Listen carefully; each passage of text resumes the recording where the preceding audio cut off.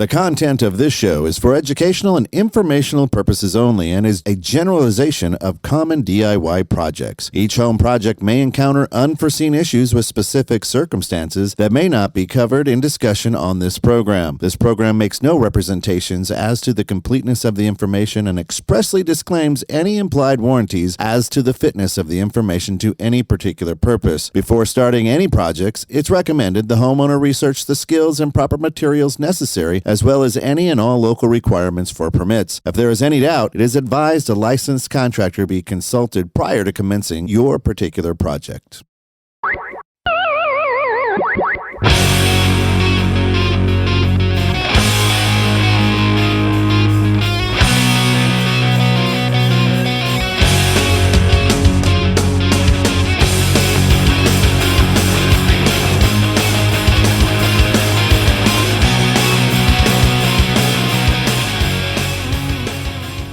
Welcome to Dream Home Ninjas. My name is Mike Krejci. My name is Keith Wilmoth. And Josh Ellis.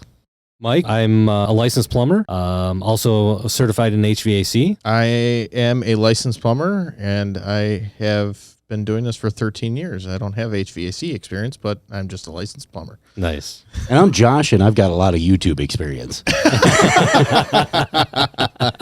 No. I am a construction contractor and also certified water damage technician, mold tester, and mold remediation expert. How long have you been doing it, Josh? Oh, God. 10 years now? Nice. Yeah. Nice. I've been doing it 20. There you go. Sweet. Yeah. You both beat me on the plumbing. For sure. Well, yeah. Well, it takes 4 years to become a licensed plumber, so. Yeah, that's a while. Absolutely. Yeah, definitely. So what are we going to talk about today, guys? Well, let's talk about contractors in general. All right. You know, what do you need to know when you're hiring somebody to come in your house and work on your house? What are some of the red flags when you're looking for a contractor that'll tell you that maybe this isn't the guy I want to hire? Or what to look for to know that this is the right guy? That's really good topics, yeah. Most certainly. So I would say, do you think 3 bids are the most important thing? No, absolutely not. Personally, I think the most important thing is actually getting to know the guy a little bit in the conversation, like actually having a conversation with him, get to know him a little bit, or her, I guess, in this day and age. And Right. And yeah, I mean, I think it's more a feel because, you know, different contractors are going to be right for different customers. Not every contractor is going to be right for every customer. That's my experience with it. I would absolutely agree with that. Yeah, just like not every customer is right for me. Right. And once you find a good contractor, then you want to probably stick with them. Yeah, absolutely. What do you think is the best way to find a contractor? Yelp. No, I hate No, I hate Yelp. That's a little bit strong. Yelp has some good information. I mean, definitely you can get an overview. What I have a problem with Yelp on is the paid advertising type of stuff that they do, tactics and hiding reviews. So if you are going to use Yelp, I think the most important thing to do is to actually know Yelp yourself and be able to dig into that contractor on Yelp. You know, how are they responding to if they do have complaints, because you can't make every customer happy every time. So if they do have a customer that has a problem, how did they handle it on Yelp? And what did they do? How did things go? What reviews are you not seeing? Right. We'll pretty much look over or do a full overview of all the different reviews on there and get a good consensus, because not every customer is made for every contractor either. Yeah. Absolutely is something to consider when you're reviewing the reviews on Yelp or Google or Angie's List or Home Advisor or... Well, and that's the other thing is I've heard this a lot from especially Yelp's competitors, Angie's List and the like. You know, Yelp is not really intended even for contractors. Yelp was designed for the food industry. So it's not exactly the best place to go to look up contractors and stuff like that to begin with. I mean, where do you guys get a lot of your... I think word of mouth is usually the best way that we get ours. Yeah, we have such a solid background with our customers, and we do such a quality job for our customers that they share us with everybody. And we had a long history at one point of remodeling, and based off of that, those people saw what we did when we were there remodeling the house or remodeling a kitchen or a bathroom, and they thought we were the best and continue on using us. So loyalty of your customers is probably the main thing that Correct. Drives your business. But what do you think about those people that are looking for the cheapest thing? that I think if you're looking for the cheapest contractor, you're looking for the cheapest quality work. And if that's really what you want in your house, I don't think you're my customer anyway. right. I mean, I don't want the cheapest guy in my house doing work. That's why I do most of the work myself, because I want to know that the quality of work in my house is going to be done right. So I'd rather just do it myself rather than playing a guessing game with somebody else. But not everybody has that luxury, Right. as we all know here. Absolutely. So, what about you? What do you think about different contractors also using different materials? You know, if somebody's going to put in a cheap material, but and charge less. You know, versus quality materials. Most homeowners wouldn't know the difference between a cheap material or a quality material. No, definitely not. I mean, think the thing in any project in your house is you should do a little bit of research, know what you're looking into. We're in the day and age of the informed customer. I don't think we should have customers who aren't informed. Go into somebody's house, that's the first thing I'm looking to do is inform them. And I know, having worked with you guys for so many years, that's definitely your mantra as well, company-wide. Absolutely. Educating is definitely strong. Keith, what do you think on how we present things? You know what we do is a lot different than what other plumbers around in this area do. I mean, you know that we're presenting 6 options at minimum. When it comes to ultra premium stuff down to very, very basic, I mean, you're going to have the overall picture on that one. And just giving that premium option, what do you think the customer feels when you're giving them a premium option? That is a great question, because you can have customers that are going to be, they don't care. They want, I want the best. Cheap. Yeah, sure. You're going to have the cheapest. You're going to have that. You're going to have the mid range, and then you're going to have the ultra premium people. I mean, you know, when people ask me, if I'm on a service call and people ask me and say, hey, you know, what would you do if this was your house? You know, I say, that's a great question. Thank you for asking, but this is not my home. If I was to say that this was my house, I would definitely go for more of a premium option. And I always say that, hey, look, I'm not trying to upsell you whatsoever. I always try to put the most premium product in my house because I know that it's going to have a longer life expectancy. But when it comes down to it, I mean, really, it's mainly on what you're choosing. Well, not to mention you save the labor. Right. I mean, that's the biggest thing I get when I get asked the same question is, you know, It's always unfair. yeah, it's unfair because I'm going to do the work. If you're going to do the work, you would go with the most expensive one because you're just paying for the materials. But you're not just paying for the materials. You're paying for somebody who knows what they're doing to install the stuff as well. So in that case, you kind of have to look at the entire picture and what you're going to spend on the project and decide there what you're trying to get out of it.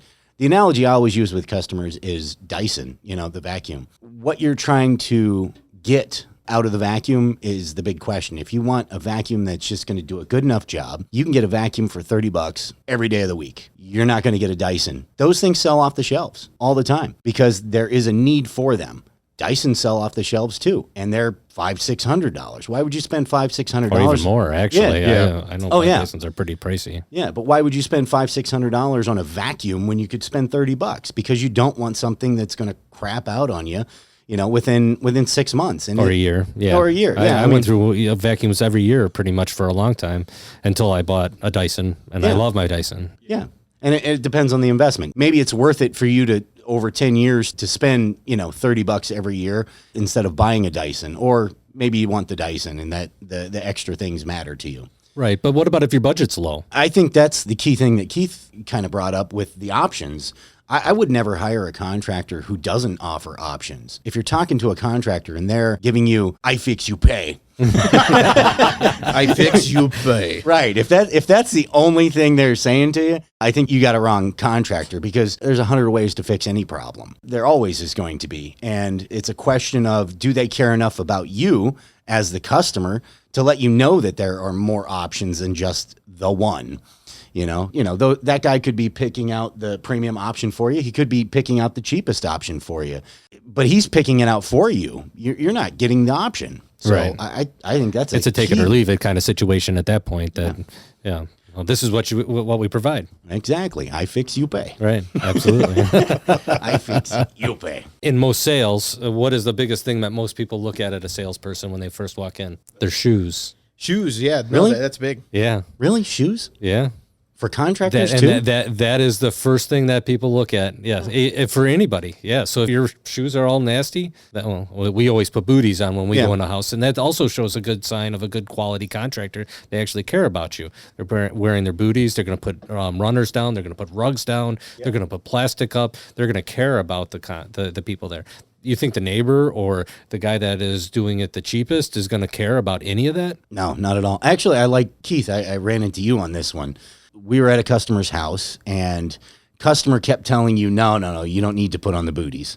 And I have this every day, but continue. yeah, but no, I liked your answer to it, and it was very simple. It's company policy. This I know, I understand, ma'am. I don't need to, but it's company policy. We do it every time. I mean, not only does it handle it for the customer, but it being that kind of policy says something about the company as well. You know, if half the guys aren't going to show up that way company wide, you're only a half good company. You know? Right. And I think that says volumes. Yeah, and the homeowner don't know what's on your shoes. He could have been on a rotting call right before and have all kinds of duty all over it. Like and you're just going to tromp through somebody's house. boo-boo. That's cross contamination. Oh, yeah. And that even goes into their tools and everything for the cross contamination. Oh, yeah. And being conscious of that for people. But then, you know, we have been on those jobs where you want to wear booties to protect your shoes from the customer's house. Okay, well, yeah.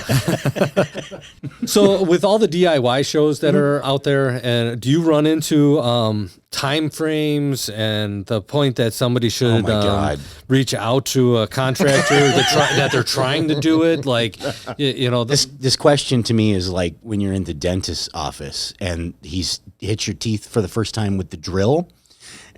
You don't I like have that? that same reaction. I love it. As to this love question. it. they did it on the show in a half hour. I know, that's what drives me nuts. Why is it taking you guys a week to do my kitchen? They did it in a half an hour on the show. Yeah. They moved that edit plumbing that really stack to nicely. the other side of the house in 5 minutes. Yeah, the DIY shows on TV give completely unrealistic time frames. It's funny watching them. They open that wall and there's a plumbing in the wall or there's a heating vent in the wall, and then all of a sudden, I don't know Yeah, what we're gonna it's do. gone in the next scene. Or when they're like, oh yeah, I just want to get rid of this wall and it's not a supporting wall. And, you know, next thing you know, a guy shows up and he's putting in the giant beam, you know, and just went in like that and it arrived in seconds. Yeah, because that's how that works. Wow. We were actually on a job last year. Lady got a contractor through, it was Angie's List or Home Advisor or something like that. Seemed pretty good. Came in. He started demoing stuff, taking stuff out, and came in for the rough inspection for the framing. And he failed everything. And the inspector said that God. the house could have collapsed on itself because he did not take and re-support things properly. It was a 2-story older house. It was balloon construction, which means that it's just all framed outside and nothing in the middle. God. And the support in the middle was taken out, didn't put the proper beams in. They were very lucky. They got a better contractor in right after. But they spent $30,000 with the first one, Yep. and then they had to re-spend it all over again. So Yeah. Yeah. Well, and that brings up a very valuable point. You want a contractor who is willing to defer to the experts in fields that the experts should be deferred to. An architect or a structural engineer should absolutely be consulted if you're knocking down walls. Whether the guy says they're structural or not, you know, it doesn't matter. You should have an architect at least look at it, or a structural engineer at least look at it and make sure. I mean, that's one thing that, you know, we've had a hard time finding somebody that's good to work with in that way, but prefer to work with somebody that can actually answer those questions, you know? Right, absolutely. And same for you guys, you know, when the first time somebody's like, oh yeah, well, can't you just move this stack over to a different wall? Cause we want to remove this wall. I want to put a picture here. You're going to have to talk to a plumber about that one. Well, it always scares me when one contractor comes in and they have all the answers. Yeah. So they don't have to seek out like more advice or understanding of a product that they don't know about, and they just start mouthing off. I personally will not tell a customer something I'm not 100% sure of. And if I'm not sure, and if I did say it, I find out otherwise, I will call a customer back and say I was misinformed and this is really what's going on. Or I'll get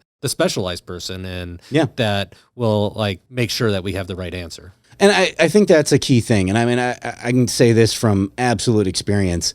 I prefer to be the guy who knows absolutely everything. That is just 100% the way I try to go. You know, I do mold, I do water damage, I do mold testing. We can do a little bit of asbestos. We can do just about anything inside of a home. You know, we try to stay away from plumbing. We try to stay a few Heating, air conditioning. Yeah, we try to stay away from a few things, you know. But because those take specialized licenses Right. here in Illinois, Yeah, but roofing other as well. places in the world, maybe there might be differences from Yeah. there too. So yeah, but you know, and from my personal experience, like knowing as much as I do, you know, I don't get to focus on areas that I really want to. There's an art to hardwood floor laying that I can't get into because of that. You can do such amazing things with hardwood floors and the patterns, different woods, staining, stuff like that I don't get a chance to get into. You know, we're pretty much, we're just going to lay a basic floor in, and that's what we do because I don't have a specialist right now that I can defer to just for that. Same with the tile. I mean, there's so much more you can get into with tile than what we get into currently because of that. So we can do a good job. That really is a thing I focus on, is the training of my guys and making sure that they're doing it the best way. You know, one of the things with tile, like if you're laying a tile correctly, you can smack it with a hammer and it should not crack at all.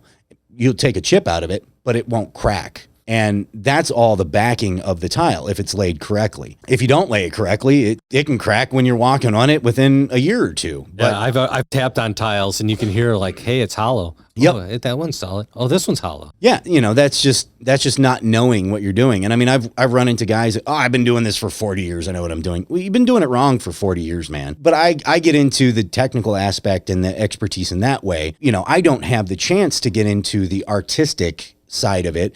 And a lot of contractors don't have a chance to get into either. They don't even want to know. I got a buddy who he is still a custom cabinet maker and furniture maker. You know, the guy knows his stuff as far as the woodworking goes. Well, a couple years ago, he calls me and he says, you know, for the first time, I opened up the manual to the machines. Not a knee pad no more. Yeah. He opens up the manuals to the machines and realizes he can change things and adjust settings in like his table saw and his chop saw. And he starts doing that and he's like, man, these things run so much better. He expected the expert to be the guys who made the machine.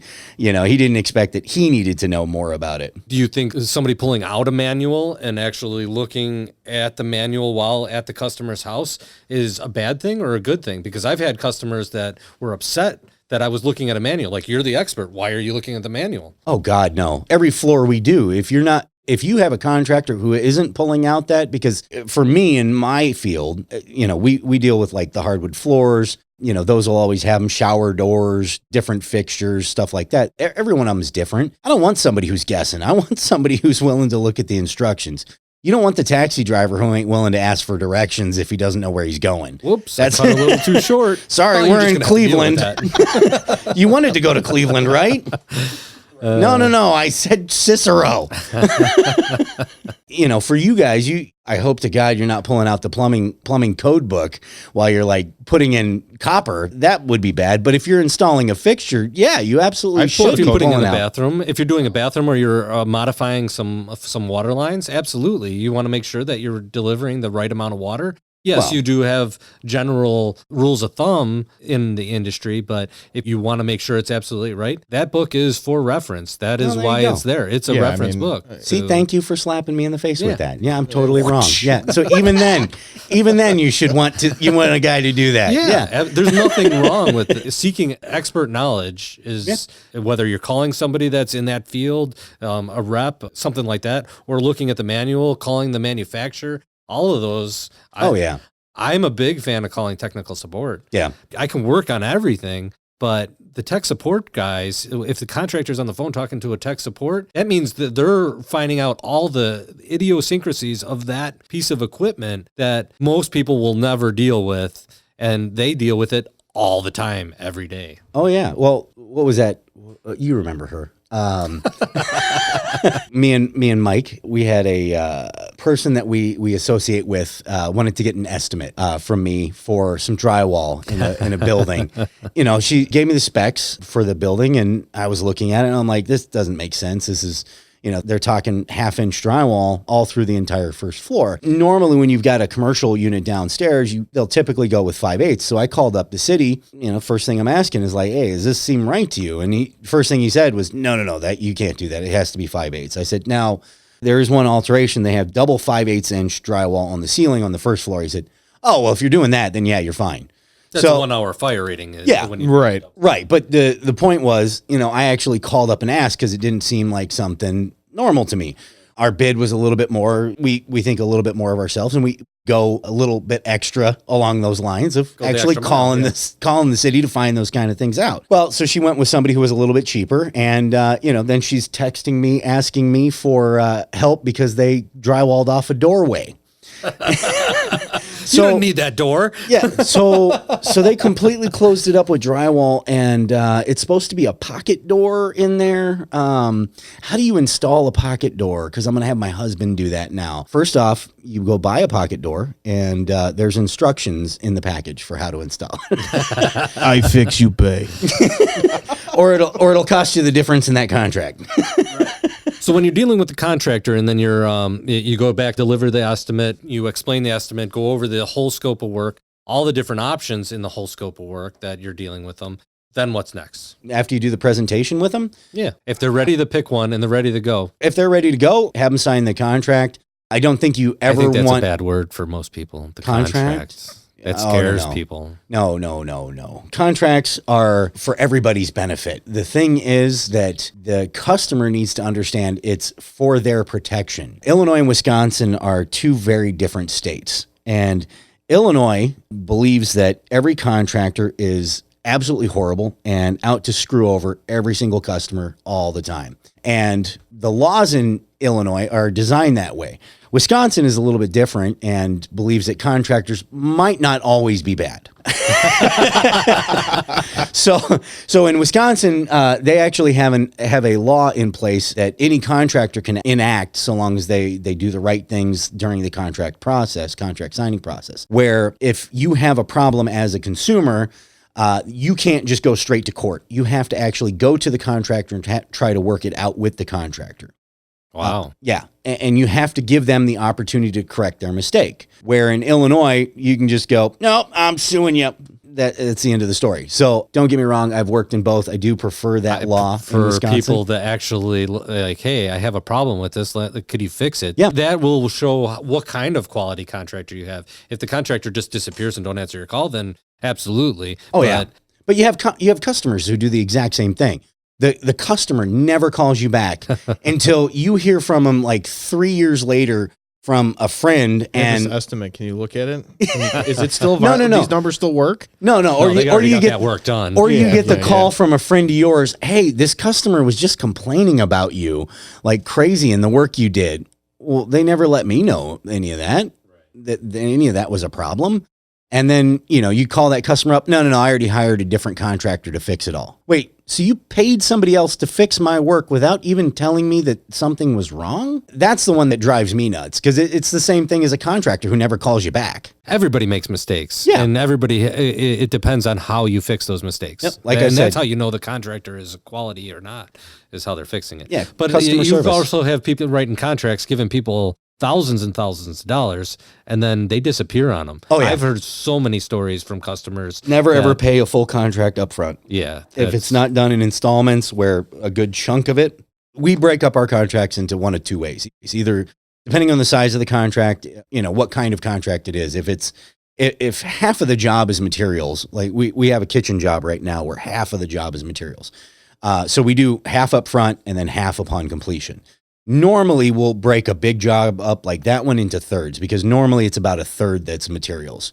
And we want to make sure all the stuff that we have to order is covered, is paid for before we start. Like, I don't mind, sitting on the labor and that type of stuff. But the materials, I got to order that before I can start. And if you're going to call me up and like, just changed my mind and, don't want to do all this. There's restocking fees a lot of times in that too. Yeah, I gotta make sure my butt's covered. It just as from a business standpoint, I'm not out to gouge anybody or screw somebody over. But I got expenses as a business. If you sign a contract with me, that's the way it is. But I don't want you to pay for the whole thing up front. You should pay something up front to secure it and to tell me you're serious. But not the whole job. And if any contractor is asking you to pay for the full thing, run the other way. Right. Oh, yeah, absolutely. I completely agree with that. Yeah. I mean, I've even done smaller jobs where we don't even make them pay until the very end.